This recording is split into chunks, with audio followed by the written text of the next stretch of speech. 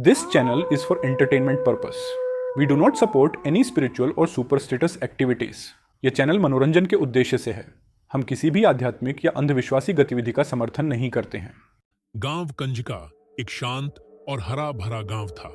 यहाँ के लोग सीधा सादा जीवन जीते थे और गांव की हरियाली और प्राकृतिक सौंदर्य में रमण करते थे।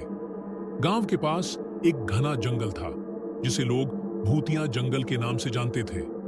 इस जंगल के बारे में कई कहानियां और किंवदंतियां प्रचलित थीं, लेकिन सबसे ज्यादा डरावनी कहानी थी चलने वाले पेड़ की। गांव के बुजुर्ग हमेशा कहा करते थे कि भूतिया जंगल में एक पेड़ है जो रात के अंधेरे में चलता है। इस पेड़ का नाम भूला पेड़ था। कहते हैं जब चांदनी रात होती है तब यह पेड़ अपनी जड़ें उखाड़ कर चलता है और जिसे भी यह छू लेता है वह गायब हो जाता है।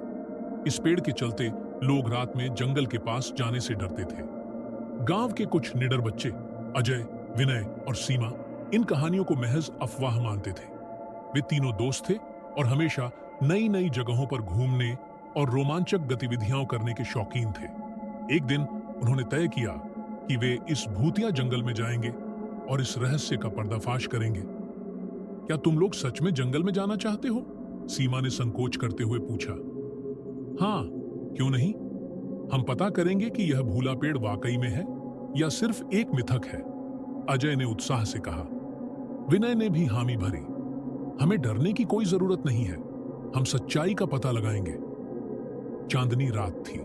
तीनों दोस्तों ने अपने अपने घरों से टॉर्च और कुछ खाने पीने का सामान लिया और जंगल की ओर निकल पड़े। जब वे जंगल में पहुंचे तो वहां की घनी चुप्पी और ठंडी हवा ने उनके रोंगटे खड़े कर दिए। उन्होंने हिम्मत बांधी और आगे बढ़ते रहे।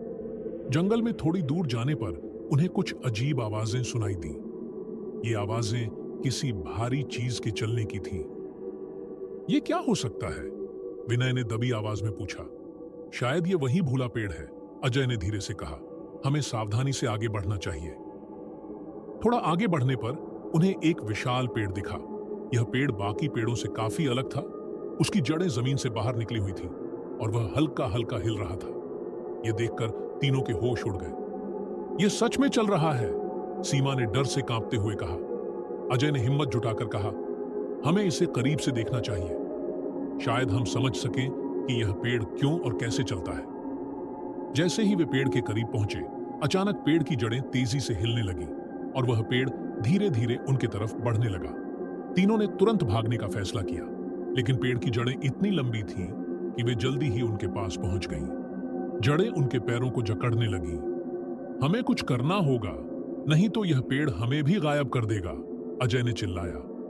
तभी विनय को एक पुरानी किताब की कहानी याद आई जिसमें लिखा था कि कुछ भूतियां पेड़ एक विशेष मंत्र से शांत हो जाते हैं।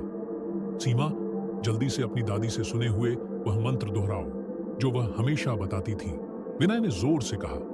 सीमा ने घबराते हुए अपनी दादी द्वारा सिखाया गया मंत्र दोहराया।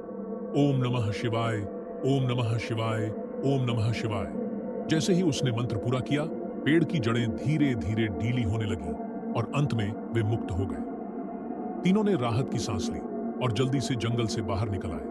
गांव वापस आकर उन्होंने अपने अनुभव सभी को सुनाया। बुजुर्गों ने उन्हें बताया कि यह भूला पेड़ असल में एक आत्मा का वास था जो कई वर्षों से भटक रही थी और इस मंत्र से ही उसे शांत किया जा सकता था। इस घटना के बाद गांव वालों ने भूला पेड़ को शांति से रहने दिया और अब कोई भी उस जंगल में बिना जरूरत के नहीं जाता था। लेकिन अजय, विनय और सीमा ने यह समझ लिया कि कभी-कभी पुरानी कहानियों में भी सच्चाई छिपी होती है और हमें अपने बुजुर्गों की बातों का सम्मान करना चाहिए। गांव कंजिका के लिए एक महत्वपूर्ण सबक थी। अब वहां के लोग प्रकृति और उसकी रहस्यमय शक्तियों का सम्मान करते हैं। भूला पेड़ की कहानी आज भी गांव में सुनाई जाती है, लेकिन अब डर के साथ नहीं, बल्कि एक सीख के साथ।